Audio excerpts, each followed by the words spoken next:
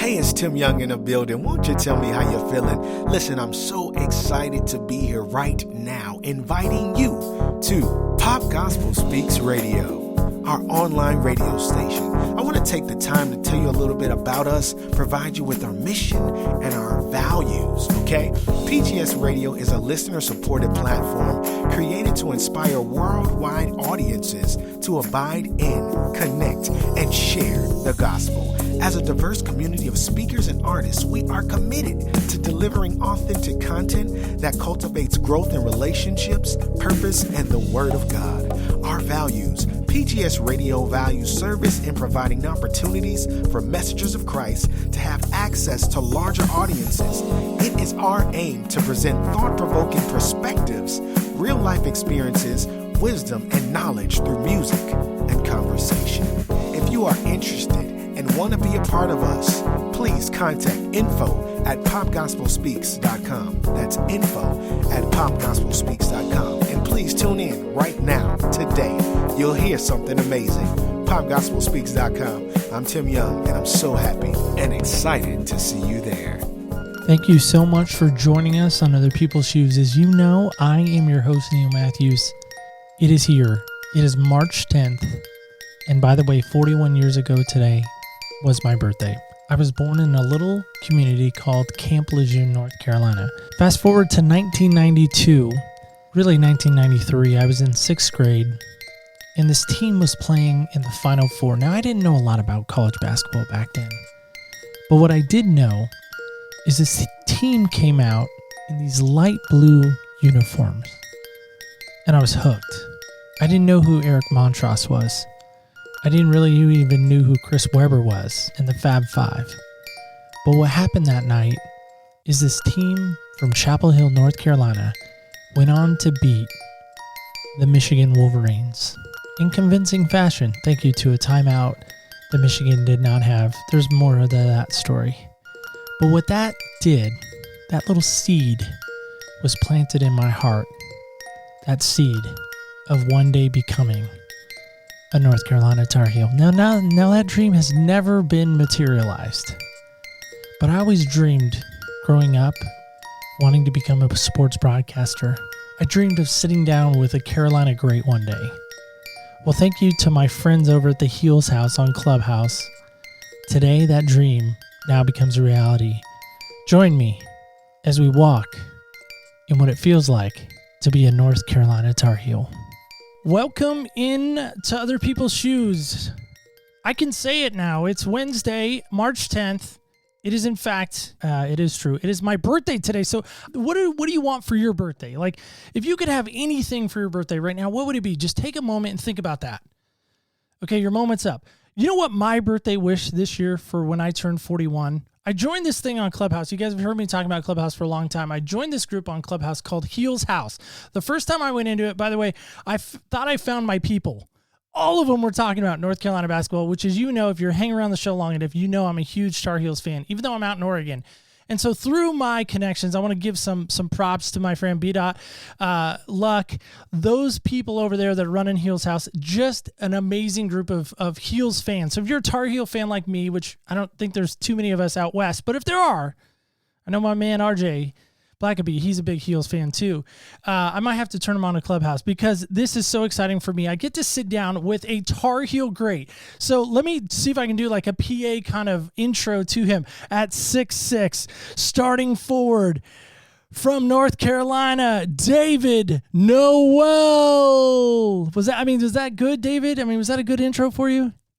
That was good, man. I honestly do that all the time too. I introduce myself. I do at 6'6", at guard from North Carolina, David Noel, because everybody think I'm gonna say Michael Jordan. Then I say David Noel. It's like the greatest joke of them all. I love it. Man, happy birthday, man. Thank you. I appreciate that. That's like I said, dream come true of mine to sit with a former Tar Heel.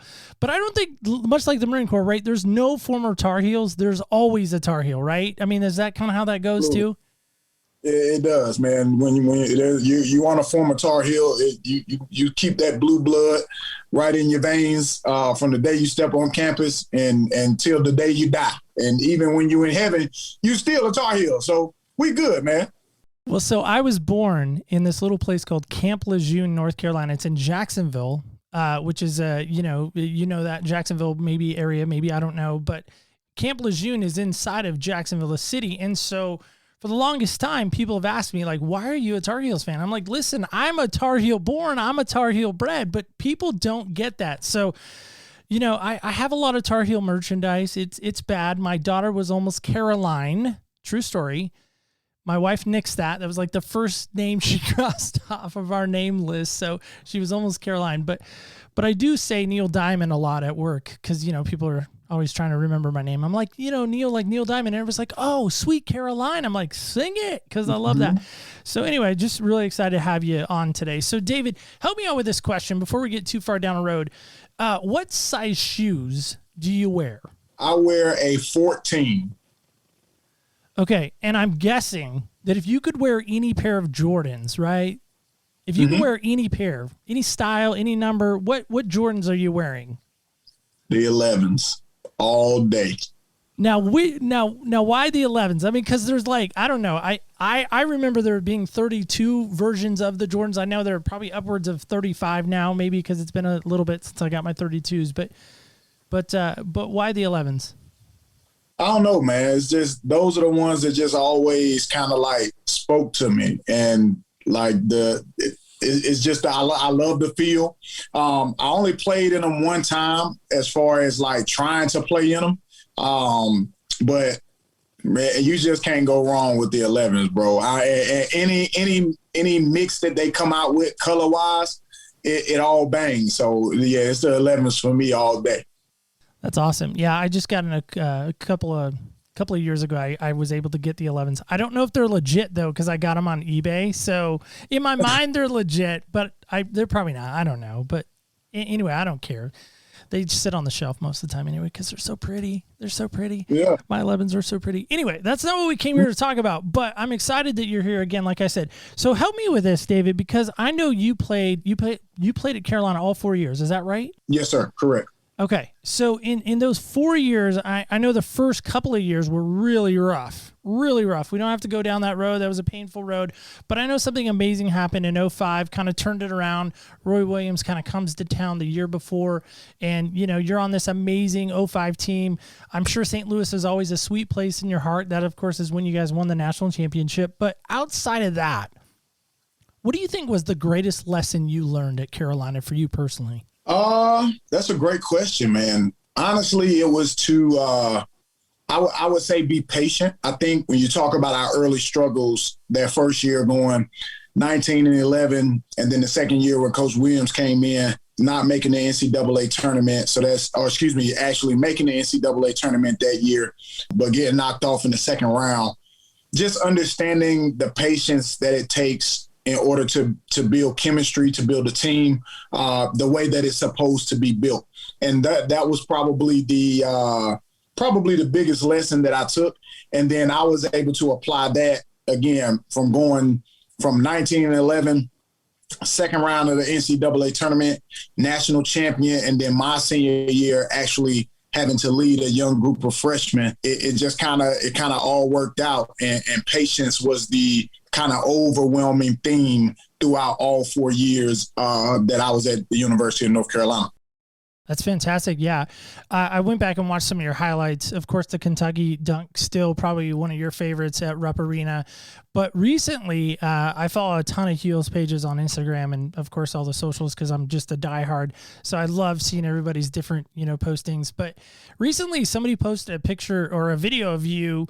You get a steal, or somebody gets a steal. Maybe it was Bobby Frazier or something like that. And it was a really weird pass. And you're at Cameron, and you just have this like monster dunk. And Hansborough's just kind of standing there, like looking at you, just like admiring how awesome you were. Like, what did it feel like in that moment to slam dunk in Cameron with all the crazies there? Oh, it felt great. The crazy part about it is, and especially my senior year, again, that's probably one of the best moments outside of the national championship in 2005. But that win in Cameron was special because we were on the upward trend. We were playing well. and Duke was also playing well. It was their senior night. JJ was going on an unbelievable scoring streak that year, and we were kind of able to shut that down a little bit and get the win. But the crazy part about it is, man, my freshman year, I played really, really well at Duke. And I had a monster dunk over Casey Sanders. I keep telling them they need to put that dunk in the Carolina-Duke rivalry package. And I'm going to continue to say that until they put my dunk in the rivalry package, because I believe it belongs there. I know it wasn't a great dunk. I know it wasn't top 5 all time, but it was a pretty good dang on dunk. And I want my dunk in the package. Why is it so important for you to get it in the package? One, because I'm from Durham.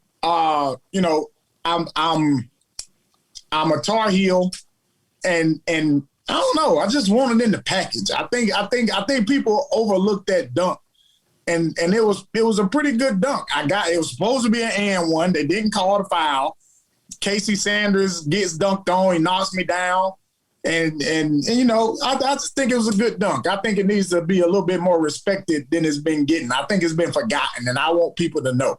That's fantastic. I love that. So, I know you have kids. You're a coach also. You're doing some coaching too as well. And I'm guessing you're teaching them to play hard, play smart, play together. I'm putting that out there. Maybe you're doing that. I imagine you are. But outside of the Natty, yeah, good. Outside of the national championship and the Duke dunk, is there another moment that you're going to tell your kids and your grandkids about, and maybe even the kids that you coach? There were so many moments at the University of North Carolina that I can always pull from, especially when it comes to coaching. Like even that first year, my first year at Southern, I had to break it down to my kids or my players and let them understand that if you want to be great, if you want to do this, then there's some sacrifices that come with this. And I told him, I said, when you get to the next level, you don't get a spring break. You get a couple days for Christmas. You get a day for Thanksgiving, little things like that. Those are the sacrifices that you want to take if you want to be great at this, if you want to be good, if you want to go to the next level. And so I think my entire career, I can pull things from that that these kids can relate to nowadays, even with the little bit of a gap that we have. But I think our generations coincide enough to where they still understand what I'm trying to teach them. And again, for me, pulling from the older days of North Carolina basketball when I was there, is still relevant to today. So this is kind of a funny Duke story. Maybe you like Duke stories, maybe you don't, I don't know. And I'm pretty proud of myself for actually saying their name, because typically I don't, but just for our audience sake, so they know who I'm talking about. So I worked at a radio station way back in the day, and there was a kid from Medford, which is actually where I'm from. The high school I went to, South Medford, they recruited a kid named Kyle Singler. Do you remember that guy? Mm-hmm. ever playing for those other guys? Anyway, so he was from Medford, and he was from the high school that I graduated from. I graduated in 99. He's years after I did. Anyway, so he's out playing for Duke, and so I'm working at this radio station, and we have a Kyle Singler package that we were going to go out and sell to potential advertisers, because, Kyle was, he's big time. He's Medford, and that's a pretty big thing, going out to that other school. And so anyway, so the radio station manager came around and he was handing out the papers, the proposals that we're going to take to businesses. And he comes to me, true story, comes to me and he looks at me and he goes, "You're not going to sell this, are you?" And I go, "Nope, you're absolutely right. I'm not going to sell that. No, why would I want to sell that?" So fast forward now, Kyle is pretty involved in our community, does a lot of things with an organization called Kids Unlimited. It's a nonprofit. They teach kids how to play basketball, do a lot of after-school program. It really is a good program, despite the fact that Kyle's in charge of it. But, he's still a good guy, I guess. He just has bad taste in schools. So anyway, so he comes to the company that I'm working for currently, and we're allowed to take pictures with him and get autographs and all this other stuff. So I go down to get my picture taken with him. I'm like, yeah, why not? And so on my Hydro Flask, I have a Carolina sticker, NC sticker. And so I'm standing next to him and his brother EJ, who went to Oregon. And I say, "Hey, Kyle, for the picture, can you hold my Hydro Flask? Just hold it and kind of have the NC towards the picture." And he goes, "I ain't touching that thing." So I was like, this is like a real thing. And then fast forward one more Kyle story. He was eating lunch one day, and I found out he was eating lunch, and I asked him if he would come on the show, and we could talk Carolina hoops, talk about the rivalry, what it was like, and he has not returned our calls as of yet. So Kyle, if you ever hear this, the invitation's still open. We would love to hear how it felt to be 8 miles down the road at the wrong school. But any event, there we are. So there's my Duke stories for you. Hopefully you enjoyed that. I don't know. That's just a little fun story for you. But so I'm dying to ask this question. Just like so super eager to ask this question. Who was the most talented teammate you ever played with? Rashad McCants. Are you serious? Yeah, it's not even close. Hansbrough? No. You're saying McCants? Yeah. Rashad McCants was an absolute monster. Man, like he could do that. He could do anything that he wanted to do on the floor. He could post you up. He was awkward because he could finish both left and right-handed. And like he even preferred to dunk left-handed. He could shoot the ball. He could handle it. He was strong. Like Rashad McCants by far was easily the most talented player that I've ever played against. Now Tyler Hansbrough was easily had the greatest motor. Like Tyler never turned his motor off. When you saw Tyler in the game, that's how he practiced. So as far as motor is concerned, it's easily Tyler. But as far as the most talented, is Rashad McCants by far. Wow, that's good to know. I mean, everybody has their feelings about Rashad McCants. There's some history there with Carolina and all that. We don't need to go into that because we're here to talk about you and your thoughts on Carolina. But kind of a follow-up question to that: who's one player you could beat? Yeah, and it could be any Carolina player. It doesn't mean to have to be the players that you've played with, but anybody in Carolina's history. Who could you beat one-on-one? Sean May. Especially right now. Just kidding. I love Sean May. He's a good cat. Especially I've never right met now. him, but he seems like a big guy now. Just saying, Sean, I love you, but buddy, come on now. Especially right now. You could beat Sean May. Could you beat Sean back in the day? Because I know you were coming off the bench, right? Yeah, I could beat Sean back in the day too. I felt like Sean was good. Sean was really, really good. Like Sean was probably the smartest player that I've ever played with. And don't tell him I said that. But I don't know him, so you're safe. Unless you share this with him, he'll never know. Great basketball IQ. But I always felt like I could beat Sean. And, we would play our 21 and, king of the court and all that kind of stuff. So we never really necessarily played one-on-one for real. But Sean May was definitely the guy who I felt like I could beat. Because I dunked on him all the time. So it was that.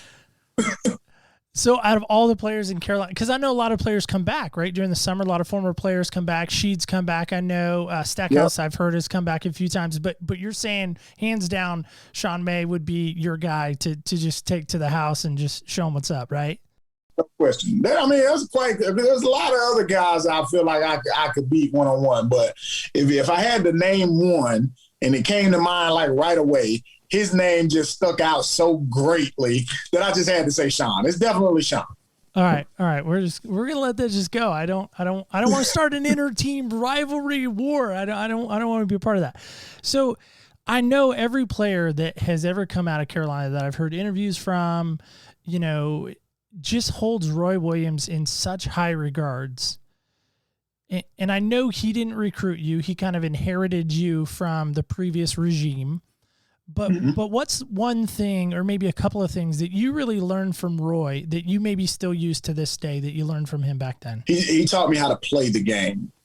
And I think that's the biggest compliment that you can ever give a coach. He taught me how to understand the game and have your talents work for you. And I also respect Coach because, again, when he came in, I'm not sure a lot of people. I'm sure people know this, but I was a preferred walk-on with the previous regime with Coach Doherty, and Coach Doherty had promised me a scholarship my sophomore through senior season, and when Coach Williams came in, he didn't necessarily have to honor that because these scholarships are year to year.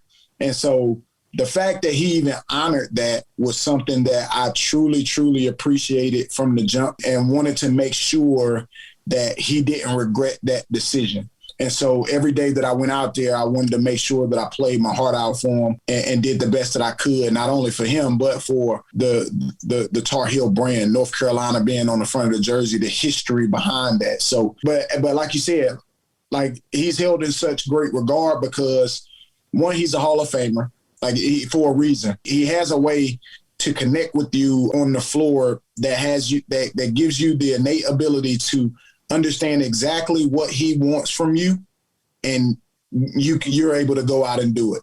Now, it takes time. It does take time. Yeah, and again, goes back to what I was talking about earlier as far as patience.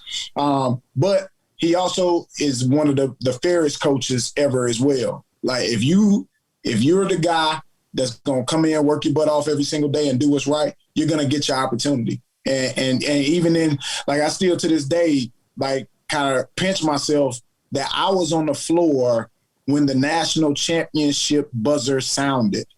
And like, again, it's one, it speaks to the dedication that I had to my craft to continue to get better, to continue to put myself in that position. But it also speaks to Coach Williams and the confidence that he had in me to be on the floor at that particular time when you had McDonald's All-Americans on the bench and stuff like that. So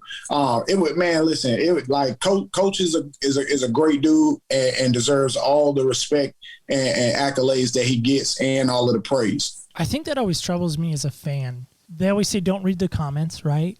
Don't ever read the comments.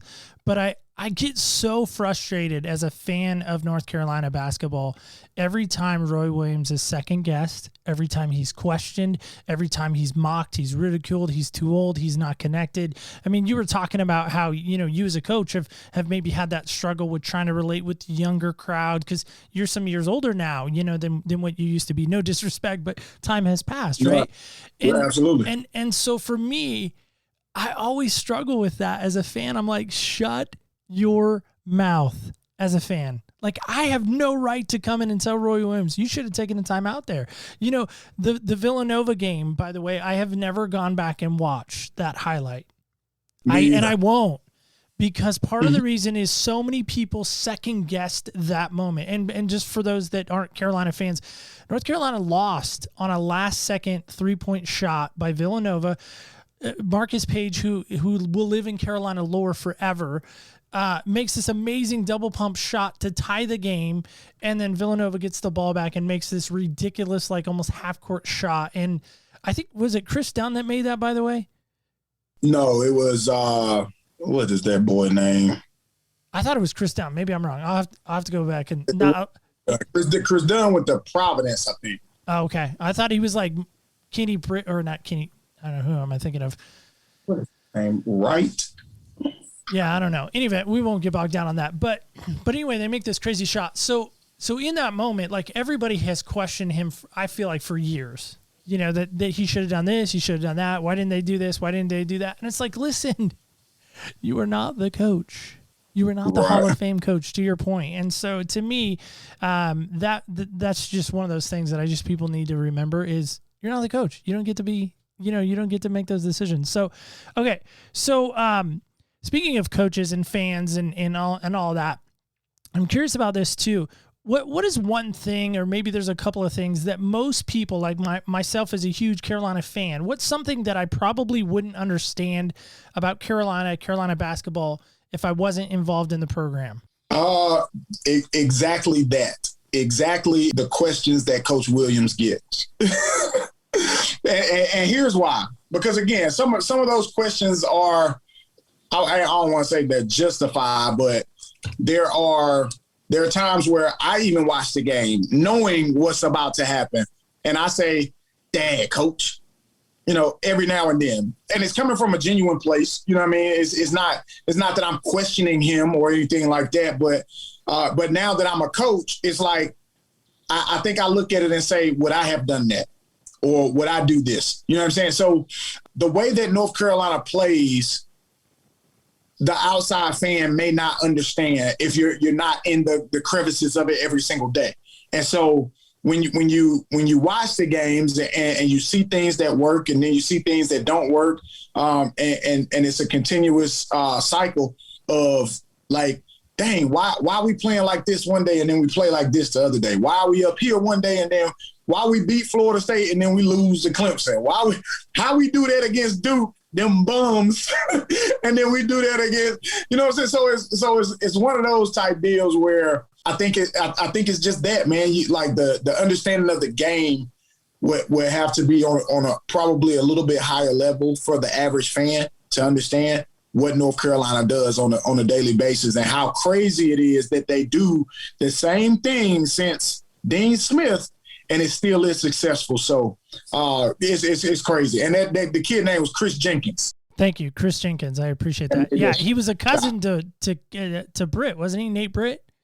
Was he like a second cousin or something? I don't know. He was somehow related. Yeah. Yeah. Anyway, that was still just Chris Jenkins. That's good because, last night I was playing 2K21 and Chris Dunn was in the game and I was like hating on him, and I was like, stupid Villanova guy. Now I feel bad. Sorry, Chris Dunn, if you ever hear this, by the way. Just saying. I didn't mean to hate on you. Just saying. Chris. Get it. Yeah, just get my Chris's right. So speaking of Duke, Carolina, because I know we've kind of centered around and talked about that quite a bit, but I'm wondering about this because we're just coming off of Carolina just stomping Duke, which always warms my heart. Always warms my heart when that happens. But is Duke, Carolina, in your mind, is it the best rivalry in sports? Not only just in college basketball, but do you think it's the best rivalry in sports? No question. No question about it. Why? Because those that don't understand how much not only you hate Duke, because I know you do. Mm-hmm. You're freely admitting it, right? Which is weird to hate a school, but whatever. But why do you think there's so much hatred there? Like, can't we all just love each other? Somebody might ask that doesn't understand. Like, just love them. And I'm like, no, you can't love the devil. So I'll say this: the crazy part about it is, it's the fan bases that hate each other more than the actual players. Actually. Like us as players, we normally get along. Like Sean Dockery is my guy. Sheldon Williams is my guy for real. And it sucks. And at times like this, it's the greatest time to have them as friends because I get to talk so much trash. But I had to take it all last year. You know what I'm saying? So, but I think the rivalry is so great because one, each team always battles each year in recruitment. North Carolina has always been the creme de la creme, and Duke has worked its way up to be the creme de la creme. They are getting the one and dones. They're reshaping the landscape of recruitment, and so you have these two storied programs who continue to outdo themselves each and every year, and whether it's in recruitment, whether it's in championships, whether it's in just continuing the legacy that has come before them with the kids that they recruit and they get. And every single year, everybody looks forward to that rivalry. Everybody, all over the country. I don't care if you're not a Duke or Carolina fan, you still watch that game just because again, it's the greatest rivalry in sports, not just college basketball, in sports. And what makes it that way are the fan bases. Like the fan bases truly, if you root for North Carolina, you can't stand Duke. And if you root for Duke, you can't stand North Carolina. There's no in between. So, and I think that's what makes it great when it comes to the greatest rivalry in sports. And the games are good normally, outside of this past one when we stomped the bums. But outside of that one, the games are normally competitive. They're good. They come down to the wire, that kind of deal. So the excitement is there. And so when you add the excitement on top of the hatred that each fan base has for each other, again, it makes it the greatest rivalry in sports. So, David, before we wrap up and let you go, I got to ask you this question. If it came down when you were coming out of high school, so think back whenever that was. I'm not going to have you date yourself too much, but you're coming out of high school. Let's say you're a 5-star recruit, right? McDonald's All-American. You got all this accolade back in the day. And you have an opportunity, again, to go play for Doherty, or you got K knocking on your door. Do you still choose Carolina? I do still choose Carolina. Why? Because so when this did actually happen in 2002, I was recruited heavily in football, and Duke and North Carolina were my two choices.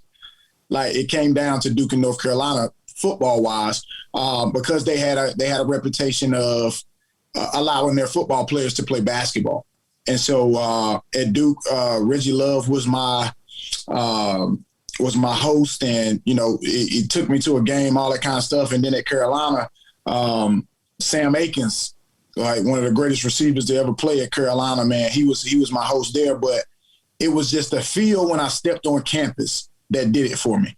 So as much as I wanted to be close to home, I wanted to feel like I was far away from home. And that's what Chapel Hill gave me. Chapel Hill gave me a different light than what I was getting when I was in Durham, and literally was 8 miles up the road. I was 10 minutes from my childhood home. And so to be able to go and do something that you love in college, which was basketball for me, and then also be able to, again, that day that you get for Thanksgiving, I can ride down the road and get to my mama cooking. You know what I'm saying? So it gave me the feel of not being close to home, because Chapel Hill was so different from Durham, even though they were so close. But then it also gave me the ability to get home at the drop of a dime when I wanted to. And I think that's what really did it for me as far as my recruitment was concerned, as far as Chapel Hill and North Carolina was concerned, versus, staying at home, being in Durham again, being at Duke kind of deal. So it was the feel for me, man. And so if I had to do it all over again, the choice would definitely be the same. Sweet. I love that. So last question, your center court, Dean Smith Center, Mm-hmm. Spotlight's on you. The microphone I'm talking into right now, by the way, we got people of all ages. Okay. Mm-hmm. From young to old. What message would you send to somebody right now in this moment? And again, maybe you're there to encourage, maybe you're there to equip, maybe you're there just as a fan of North Carolina basketball and an alma mater as it is yours. What would you say to the crowd that's there at the Smith Center right now? First, I would thank them for their support. I would probably go through as if it was like, if it's senior night, I'm the guy standing in the middle, which I have been that guy. But if it was today. Yeah, right at this moment, everything that's been going on this last 2 years and pandemic and all this other stuff, people are looking for a word of encouragement. They're like, and somehow I got to be the organizer. I don't know how, because I'm way out in Oregon, but somehow I got to be the organizer, and I hand you the microphone and I say, David, inspire this crowd. Give them some hope. Because right now I still think there's some people looking for some hope. Well, I don't know about you, but I think there are. And I honestly, man, I'll tell each and everybody to live every single day with the joy that you have in that particular day. And the reason why I say that is because I think we go through this life sometime, and it's a expectation that you're going to wake up tomorrow. If we knew that we weren't going to wake up tomorrow, think about the things that you would do today. Think about how happy you would try to be, how happy you would try to make others, how much love you would share, how much what you would say the things that are on your mind. You would do the things that you wanted to do. That's the way we need to live every single day. And I get it, man. Like we think we have so much time on this earth, and then bang, it's gone. Like I literally just got a phone call Sunday. I think it was Sunday that a high school friend of mine passed away in her sleep. So she went to sleep that night and didn't wake up the next day.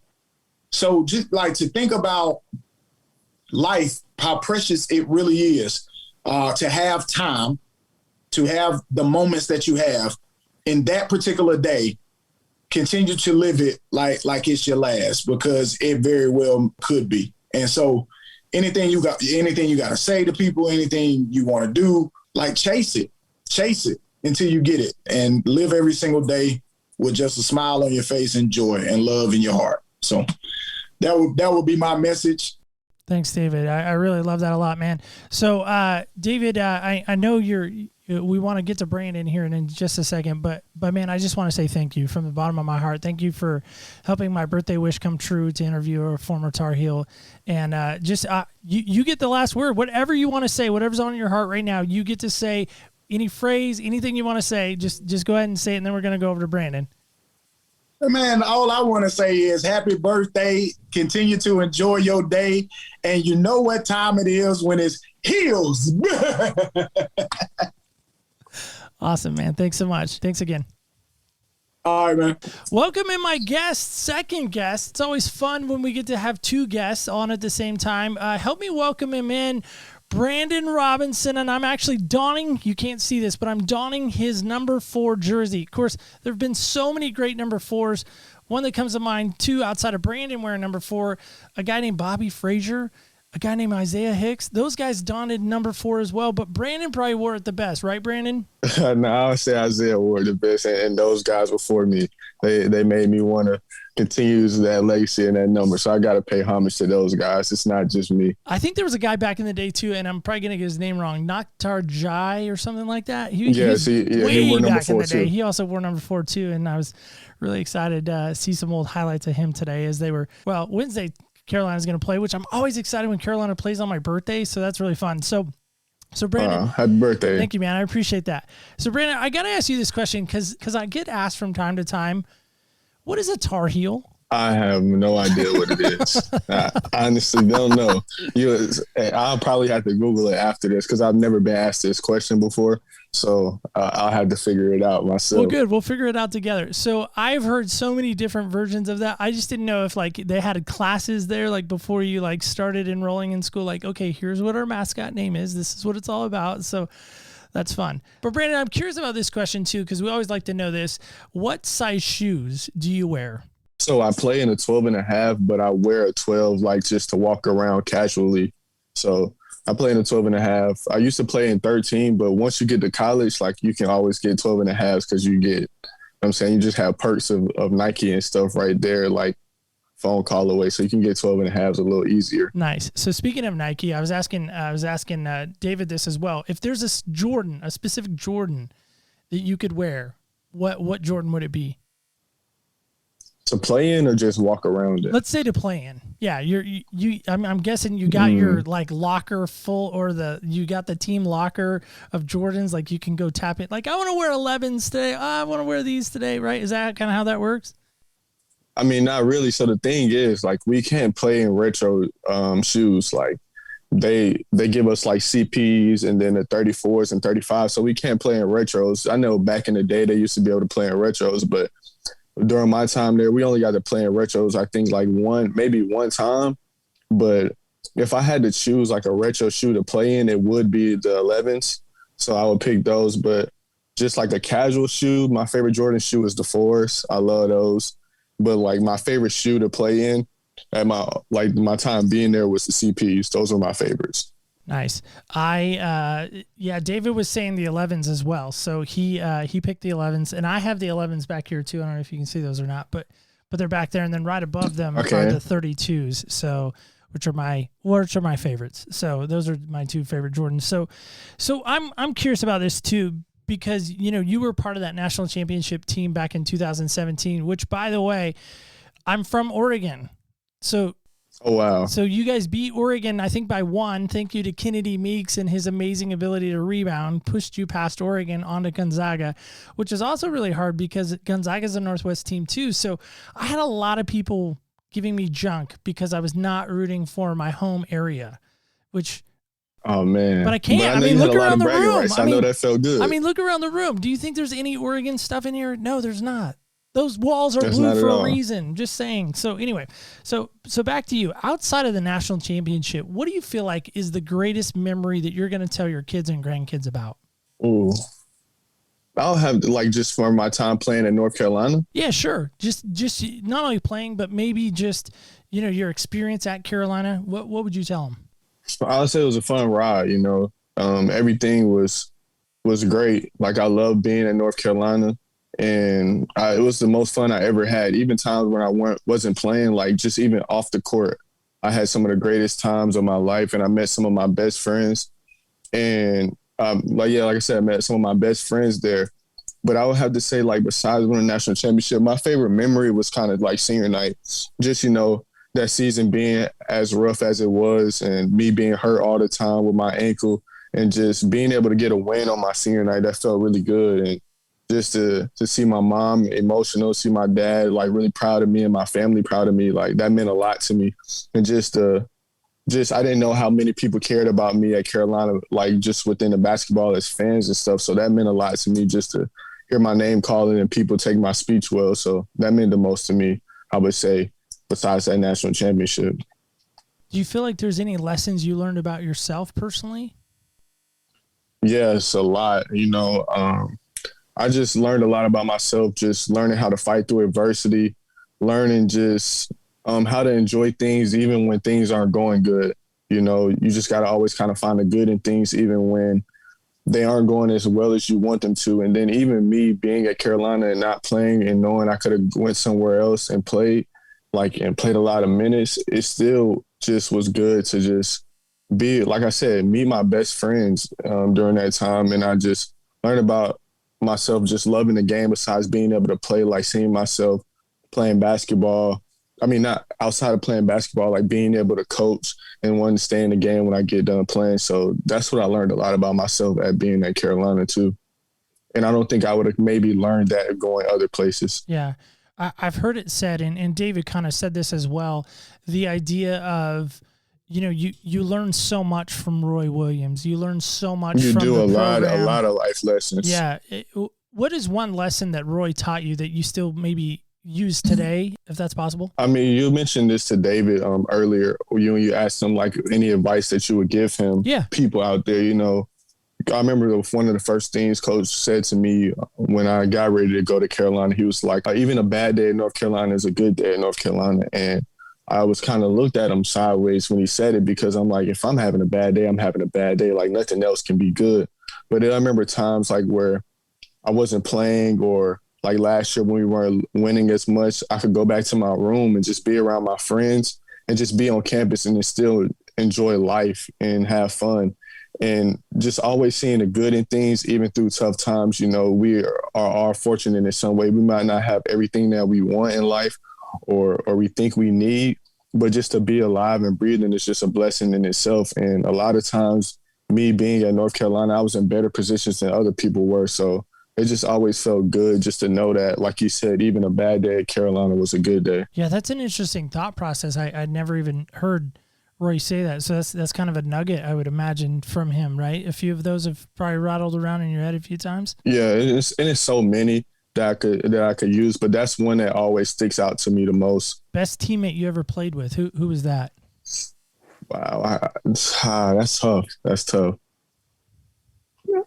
Can I give you like my top 5 teammates? Sure, give me your top 5. David, by the way, was able to narrow it down. I no pressure, but top 5 is good. Yeah, this is tough because I loved every one of my teammates. Yeah, no, I hear that, man. It's top 5's good. I get it. You don't want to leave anybody out. I got it.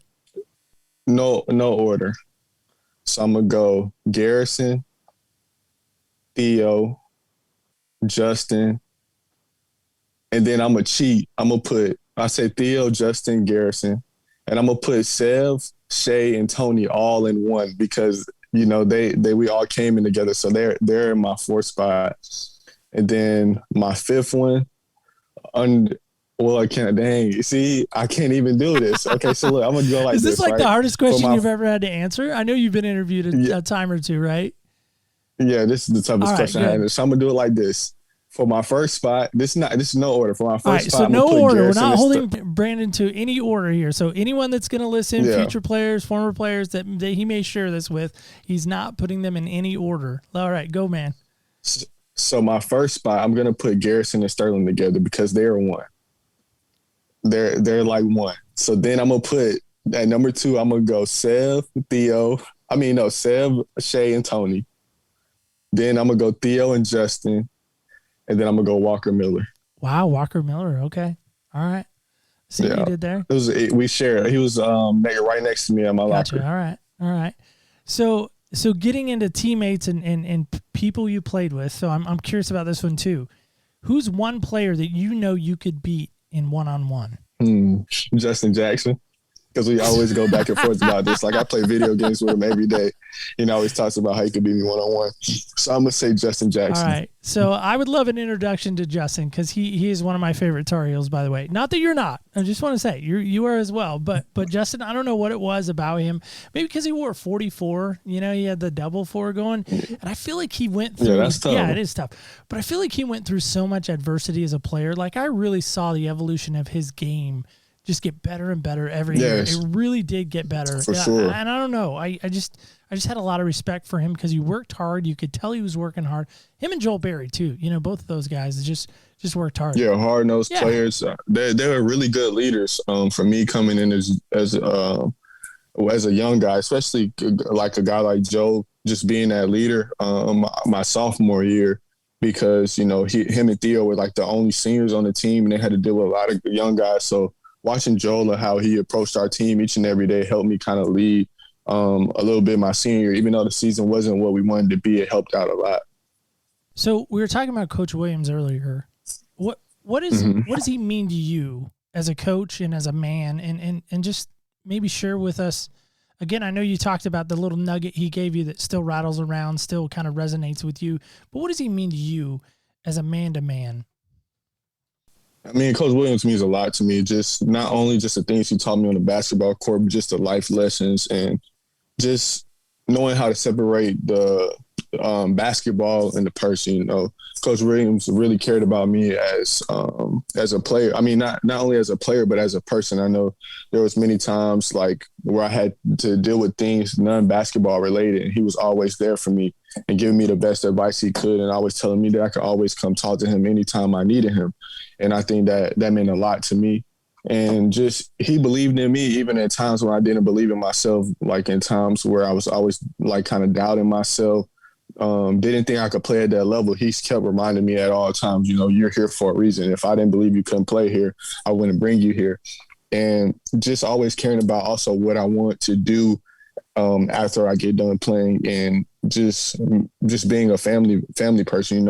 Anytime he saw my parents, give them a hug, ask them, take time out his day to ask them how they're doing, always asking me how I'm doing. So that's what I loved about him the most. You talk about him saying to you, if you didn't belong here, you wouldn't be here.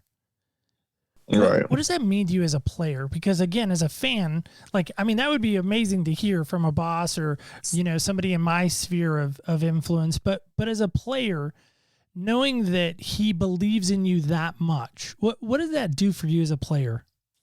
It means a lot, because, at times, and even in basketball and life, you're going to go through times where you doubt yourself and you ask yourself, like, am I really supposed to be here? Do I belong around these great players? Do I belong around these great people? And it's good to have, like you said, your boss or your CEO of that company, of that organization come up to you and be like, no, you're here for a reason. Something that I remember forever is when we were playing in the Final Four. And this is a part of my freshman year where I had kind of stopped playing, like up until the tournament, until the Sweet 16 Elite 8 going on down, I didn't play. I played every single game except for kind of in the tournament. And I remember we was getting on the elevator, and it was just me and Coach, and it was kind of a little awkward silence. And he told me, son, keep working, because one day I'm going to depend on you. You're going to be a big-time player. And if you go back and watch my senior night interview, I remember I reminded him of that, and that stuck with me every day, even in days where I wasn't playing as much, days where I having bad practices. I will always remember in the back of my head, Coach told me I'm going to be a big-time player here one day, so I got to prepare each and every day for that moment. So that was something that stood out to me the most, too. There's so many things that stood out to me from Coach that I could go on about, but it's all love when it comes to Coach, man. I care about him a lot. I think as a fan, by the way, and Brandon, that's fantastic. I love hearing how you have that unique relationship with Coach Williams. I really do. I just love that. It lets me know the, kind of behind the curtain, you know what I mean? It lets me know that he really is truly looking out for not only you, but other players' best interests and trying to put you in the best spot. Exactly. I mean, we hear that as fans. We're like, yeah, sure. Really? Is he like that? But no, it's nice to hear that behind the curtain. So that's kind of cool. On that, that 17 championship team was one of my favorites. Obviously, the Kentucky win, the Oregon win. By the way, I was watching that Oregon game on my phone on my way back from California, and I was hoping the internet would hold up. So I don't even know what my data was that time period, but it was probably really bad. But I remember even, and I know this is, I'm sorry, I get a little emotional when I think about the Gonzaga win because of the heartache of Villanova the year before. And I literally wept when Carolina won. I wept not for me as a fan, because I'm just a fan. Like, I'm not out on the court. I'm not determining wins and losses. I'm not making shots or not making shots. I'm not rebounding or, slacking on D. I'm not any of that. But I felt so bad for Bryce Johnson. I felt so bad for Marcus Page. I felt so bad for all of those guys. Joel Berry. That team was so close. And to lose like that Villanova, I was just telling David, I've never even gone back and watched the highlight, and I won't, because I saw it once, I'm good. I never need to see that train wreck, horrific night again. What did you see from them that you didn't maybe see when you were just a fan, when you were not even on campus yet? What did you see the difference? Were you able to see that at all? I mean, just if you watch Carolina basketball, what you see in all the videos of us off the court, like being really good, I wouldn't even say friends, like brothers, really family. That's a real thing. Like, all that is real, raw emotion. So just when the guys were crying after the game, it meant so much to me, because when I first came in as a freshman, I remember my first summer workout, like, you could feel the intensity in the building, in the weight room, on the court, that guys like really meant business and they wanted to get back to that moment and win that national championship. And I remember our group chat name was Redemption. And we went out there looking for redemption at each and every game. Like, even when we lost, we still were in the back of our mind, like, okay, we can't panic too much because we still have a goal in mind that we're trying to get to. And just to see those guys battle through, just coming back again from last year and winning it again. I mean, winning it this time, it meant so much to me, because it's like that burden was lifted off their shoulders of that nightmare or that shot going in. I mean, it's still there, but just to know the fact that they finally got to win a championship again, I know it meant the world to them, and they talk about it all the time. So it means a lot to me that I could be a part of that and help a little bit. Yeah, to me, like I said, that was just, it's one of those nights that I just, I don't want to relive ever again. And so I can't even imagine, because every March they're going to show that, unfortunately. And so, Right, I just saw it today on Twitter. Did you? Yeah, I don't need to watch that. I just don't, because I feel so bad, because I know what it took to get there for Marcus and for Bryce and these guys. And like you said, Marcus and Bryce, they were the heart and soul of that team. A championship. No disrespect to anybody else, they deserve a championship. But I feel like they were just the heart and soul of that team. And it just devastates me. In any event, I'm curious about one thing. What is one thing at Carolina, or maybe there's a couple of things that you wish you could have accomplished but you didn't get to? An ACC tournament championship. We won regular season, I think, twice while I was there, but we never won a conference tournament. So that was one thing that I wish I could have accomplished. Why was that so important to you? It's because, I won a national championship. I won the ACC regular season, so I felt like that winning that conference tournament would have meant a lot, just by winning those other two. Championships, is that how you measure success as a player for you personally? For me personally, yes, because I played a game of basketball based off wins and losses. I'm not in it for any other reason but to win. And winning means so much to me. Like, I tell people all the time, like, I'd rather score 2 points and win a game than score 20 and lose. Like, that's just who I am as a person. Like, I just hate losing. So just the fact that we never got to that tournament and won the ACC tournament and never won it, that hurt a lot. I mean, I remember even the one year we played Virginia in the ACC tournament, I really thought we were going to win, and nobody thought we were going to be in that championship game either. So I wish we could have got that one. Yeah, they're tough. They're just so tough. Yeah, they are a tough play. They're so tough to play. Yeah, they are. They just slow us way down. I say us because, I'm somehow involved and I'm on the court No, all you're of a a fan, sudden. so it's us. It's us. I say us. So I want to kind of just wrap up with a couple of questions. And first off, Brandon, I want to say thank you so much. This is like a dream come true of mine to interview a former player. And so I'm just super excited that you gave me some moments today. So I just want to thank you from the bottom of my heart for kind of making my birthday wish come true, as I said. But I know we're just, and again, there's that us and you again. But coming off that Duke win, what does it feel like, do you think, right now, knowing that this team got to sweep Duke? What do you think that feels like for them as a player? So I'm speaking just for the guys that played last year. I know it means a lot because, the way we lost to Duke at home last year and us not having such a great season and people kind of just like giving up on us in the middle of the season, for them to go out there and beat Duke in that fashion, knowing how we lost to them last year, I know it meant so much to them. And to get, just get that nightmare off of them a little bit. And, I felt good watching the game. I loved it. Like, I couldn't believe that we beat them by that much. I knew we were going to win the game, but I didn't know we were going to win by that much. So it meant a lot for me to see that. Yeah, I was telling David too, I've never seen him play so bad. Not that I watch a lot of Duke games because I don't, but I've just never seen him play that bad. Yeah, I've never seen Duke play that bad. I just never have. Yeah. Never ever have done that. That's a good time. So speaking of Duke, tell me in your own words, is Duke Carolina the greatest rivalry in sports, or is it just the greatest rivalry in college basketball? I say it's the greatest rivalry in college sports. And all of sports to me. Why is that for you? When you're in it, it's just the anticipation leading up to the game, just how close the schools are, and how much the rivalry means to people. And then how they show the graphics each year, how close the point totals are, the win numbers, like, how is it not the greatest sport and the rivalry in sports? Like, it's just so hard to put in words, when you're on campus and the day of the Carolina game, you're going to class, everybody's out there wearing Carolina jerseys. When you get ready to go over to Cameron Indoor Stadium, you see all the Duke fans just standing outside, just staring at you while you're walking in the gym. And then as soon as you walk out on the court, the crazies just doing their thing. So that's why I say it's the greatest rivalry in sports. And I feel like just everything kind of stops when that game is on. Everybody's going to watch that game. And you had President Obama come to the game. So how is that not the greatest rivalry in sport? Is Cameron the craziest place you've ever played? No. What was the hardest place you played?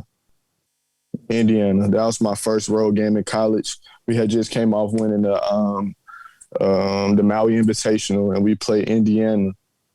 I want to say it was like on a Tuesday. And when I tell you the game, there was no empty seat in the gym.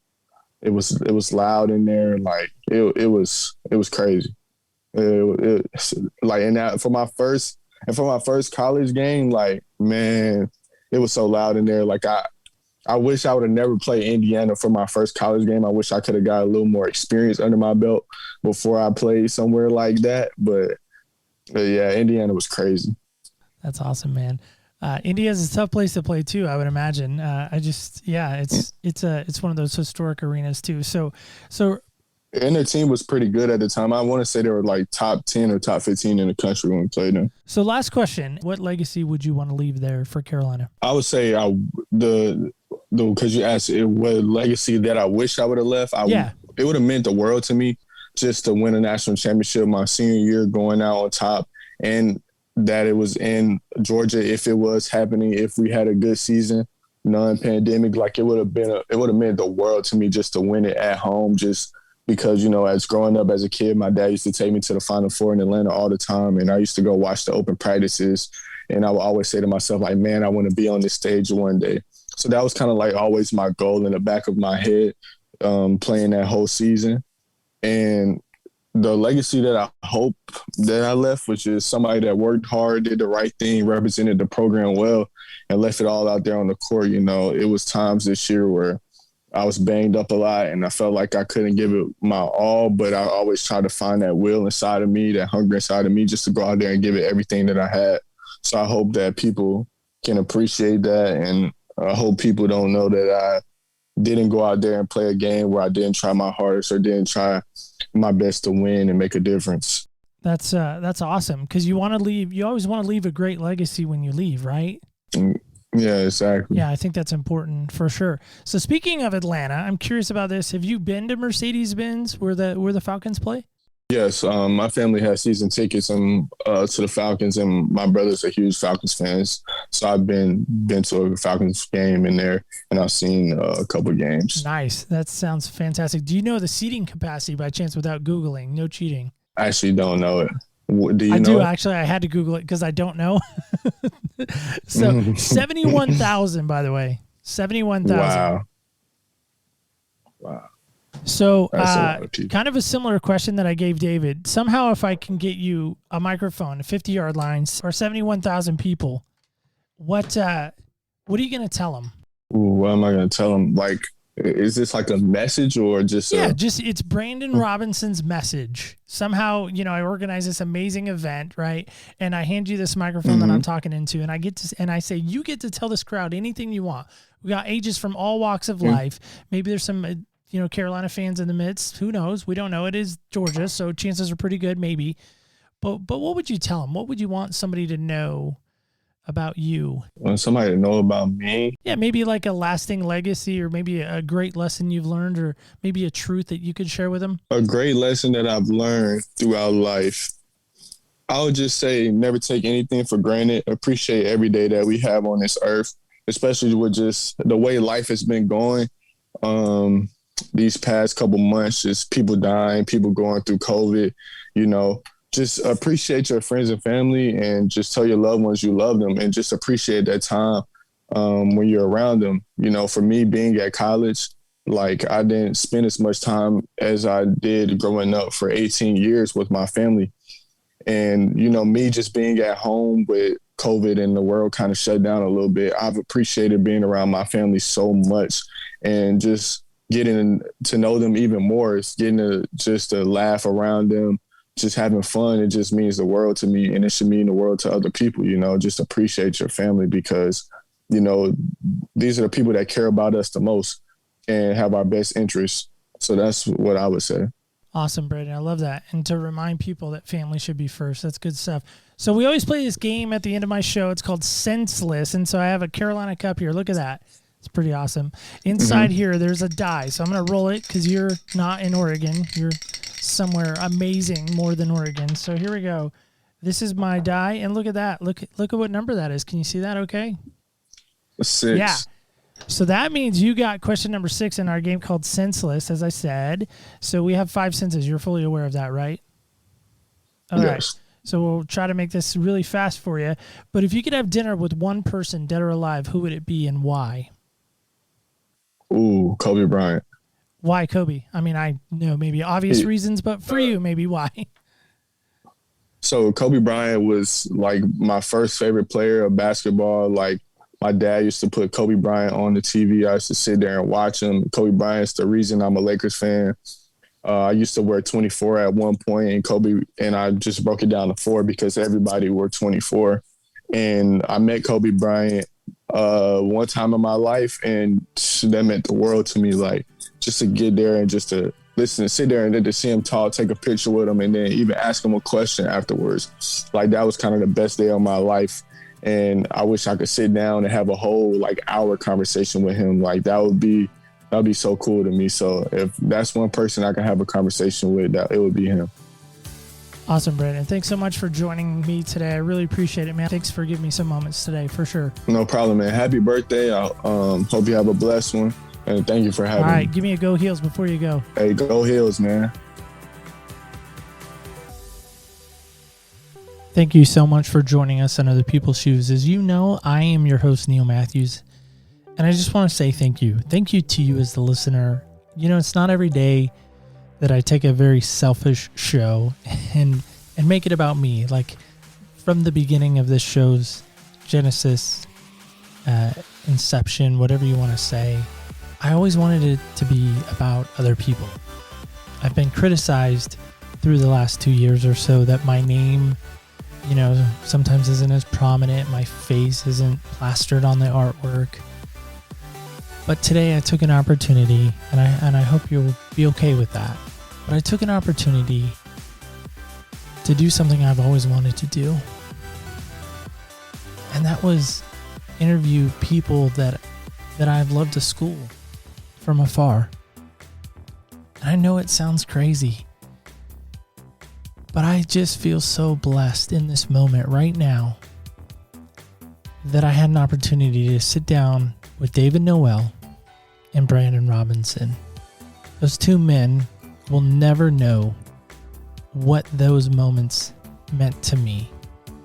To fulfill a dream that I had as a child, even in high school, of interviewing former Carolina players, to be around that historic program, to play hard, to play smart, to play together, the Carolina way.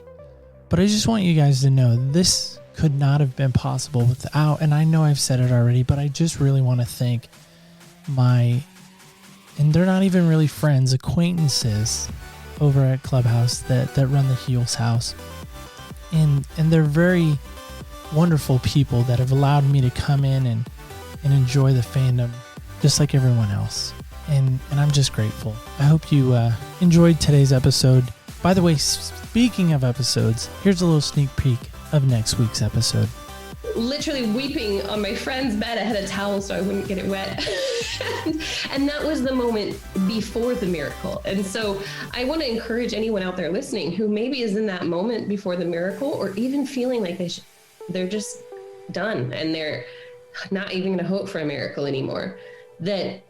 That is right. We're going to be sitting down with a very new friend of mine. In fact, she has a brand new book out, and we're really excited to talk about it. And I don't want to give too much of it away, but if you go to opspodcast.com right now, Books That We Love, you can get a sneak preview of what the book looks like. And maybe you'll have some questions start to just kind of well up inside of you when we sit down with our guest next week. And I can't wait for that episode as well. St. Patrick's Day, so make sure you're wearing green next week, because I will virtually pinch you. So just want to remind you of that. Just remember this, when you walk in other people's shoes, you really do get a different perspective on life. Thank you so much for listening, and stay tuned till next week when we walk in other people's shoes.